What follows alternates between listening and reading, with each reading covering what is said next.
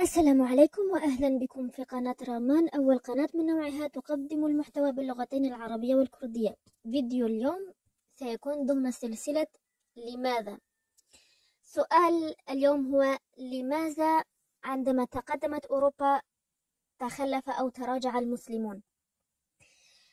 عندما نسأل هذا السؤال للعديد من الغربيين وأيضا للكثير من المسلمين أنفسهم، قد يقولون أن كل هذا حصل بسبب كتابين، وهما إحياء علوم الدين وتهافت الفلاسفة لعالم الدين محمد الذي يكنى بأبو حامد الغزالي، والذي عاش بين سنتين 1058 و 1111 اللذان يوافقان في الهجرية 450 إلى 505.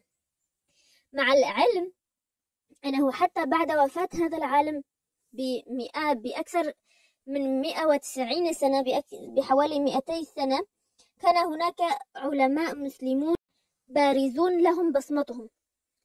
سوف أعطي مثالا لأحد هؤلاء العلماء، ألا وهو ابن الشاطر الذي عاش بين عام 1304 إلى 1375، أي أنه ولد بعد وفاة أبو حامد الغزالي بحوالي 200 سنة. وهذا العالم هو يمكن أن نسميه أو نعتبره مؤسس علم الفلك، فقد قام بتصحيح أقوال بطليموس حول مركزية الأرض للنظام الشمسي، وأيضا اكتشف دوران الأرض حول الشمس قبل كوبرنيكوس بمئات السنين. كوبرنيكوس الذي يعتبره الغربيون الآن هو ألا وهو مؤسس علم الفلك الحديث، هكذا يسمونه عندهم.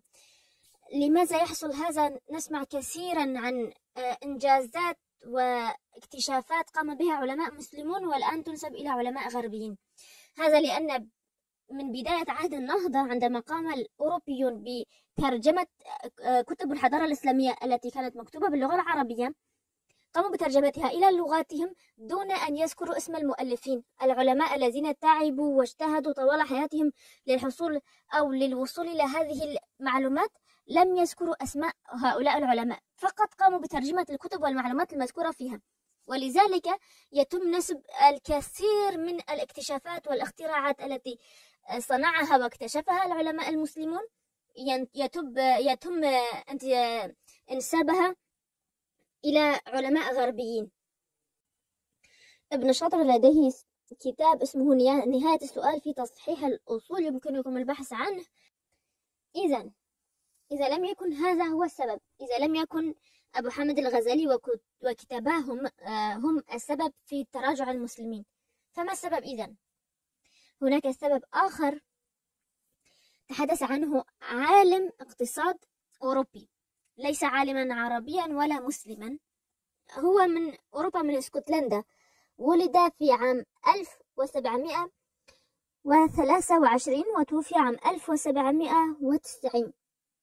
اسكتلندي الجنسية، وهو يعتبر مؤسس علم الاقتصاد السياسي، واسمه آدم سميث، حيث تحدث عن انتقال الأوروبيين إلى القارة الأمريكية واحتلالها وتغير طرق التجارة على اقتصاد الخلافة الإسلامية وتراجع تجارتها بسبب ما يسمونه اكتشاف أوروبا لأمريكا. ومن ثم عندما ذهبوا إلى هناك اكتشفوا رأوا أن الأمريكيين جميعهم حتى الرجال والنساء يرتدون الذهب بكثرة. سألوهم فأخبروهم أنهم يستخرجونه من النهر.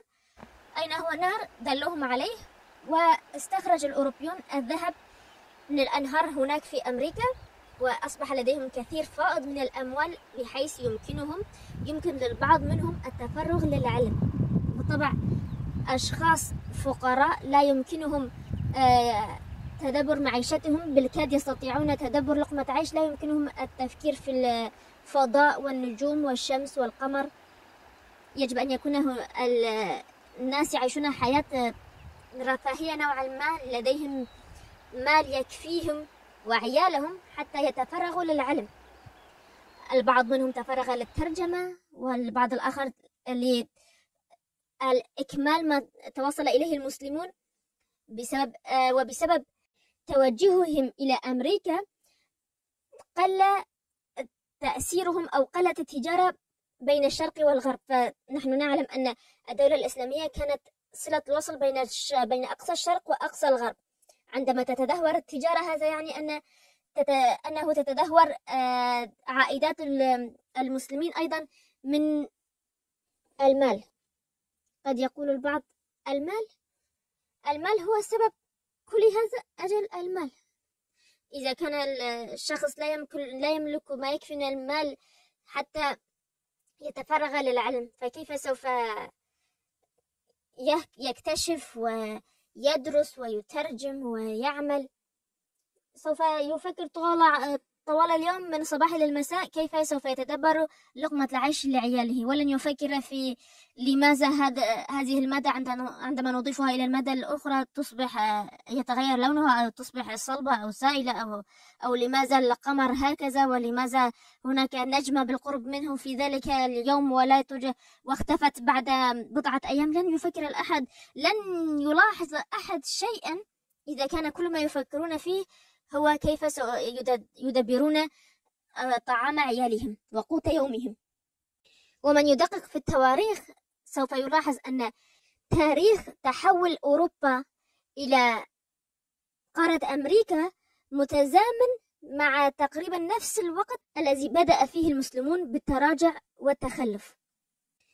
ولكن لماذا اعتبر الأوروبيون أن الدين هو سبب تخلف المسلمين؟ هذا لأن الكنيسة في أوروبا كانت تضطهد الناس، كانت تظلمهم وتجور عليهم، تأخذ منهم أموالا طائلة، حتى أنه كان هناك شيء يسمى بالصكوك الغفران. يعطون الناس، يقوم القساوسة بشراء مغفرة الناس بالمال. يذهب الناس إليهم يقولون نحن أذنبنا كذا وكذا وكذا وكذا ذنوب، نريد أن يغفر الله لنا، فيعطوهم صك غفران أن الله غفر لهم مقابل المال، حتى أنهم بلغ بهم الجور إلى أن يبيعوا للناس صكوك غفران لذنوب مؤجلة لم يرتكبوها بعد.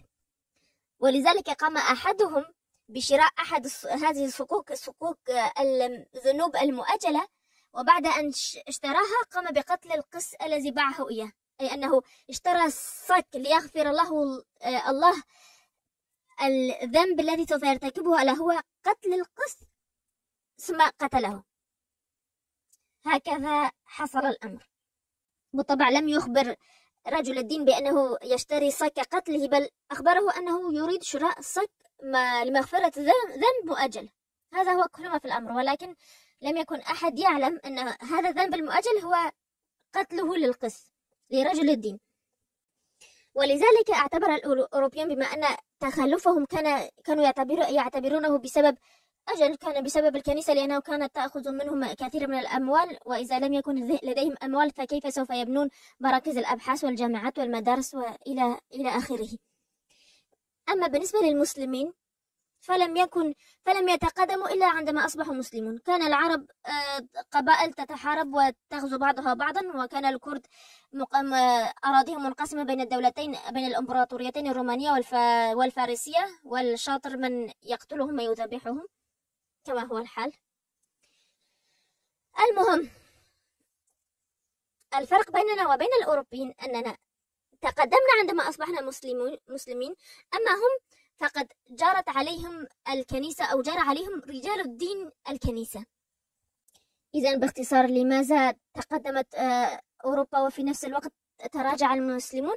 لأن عندما تحولت أوروبا إلى أمريكا وقامت بجلب كميات كبيرة من الذهب من عندهم، وساروا على الكنيسة وقاموا ببناء المدارس والجامعات ومراكز الأبحاث، وقاموا ببدء بالترجمات من اللغة العربية إلى لغاتهم. وهكذا عندما تحولوا إلى أمريكا قلت نسبة تجارتهم مع الشرق، وهذا أثر على تجارة المسلمين، وهكذا لم يعد لديهم ما يكفي من المال ليصرفوه على الأبحاث العلمية وبناء الجامعات وتطويرها. ولا تكتفوا بما أقدمه من معلومات، ابحثوا بأنفسكم وابحثوا عن آدم سميث ورأيه في تخلف المسلمين، وابحثوا من وليس من مكان واحد، من مكان واثنين وثلاثة وأربعة حتى يتفق أغلب المصادر مع معلومة واحدة. سوف تكون تلك المعلومة هي الأقرب إلى الصواب إن شاء الله. سوف أضع رابط الإنستغرام وجميع الروابط المهمة في صندوق الوصف وفي أول تعليق، وإذا كان لديكم أي أسئلة واستفسارات يمكنكم تركها في التعليقات. وإلى أن ألقاكم في فيديو جديد، لا تنسوا أبدا ابغوا الخير للغير، لأن ما يصيبهم من خير لا ينقص من رزقكم شيئا. والسلام.